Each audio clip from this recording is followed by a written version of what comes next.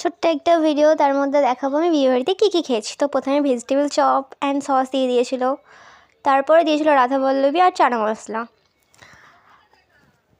তারপরে আমাদের এটা শেষ করতে করতে তারপরেই সাদা ভাত চলে এসেছিলো, আর ডাল আর পটল চিংড়ি। সাদা ভাত, ডালের আর লেবু দিয়ে আমি এটাকে পুরোটা শেষ করে দিয়েছিলাম। খুব ভালো লাগছিলো খেতে, কিন্তু ডালটা ভীষণ গাঢ় হয়ে গেছিলো, কিন্তু ভালো লাগছিলো খেতে। তারপরে স্যালাড দিয়ে দিয়েছিলো আমাদের, আর একটা মাছ।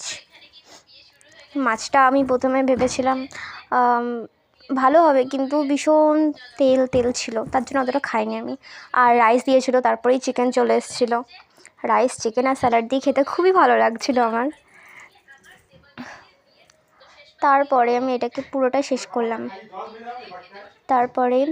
তারপরে চলে এসেছিলো আবার একটা চিকেন। আমি সলিড দিয়েছিলো দুটো, তার জন্য খাইনি, তার জন্য আরেকটা লেগ পিস নিয়েছিলাম। তো তারপরেই চলে এসেছে চাটনি, পাঁপড়।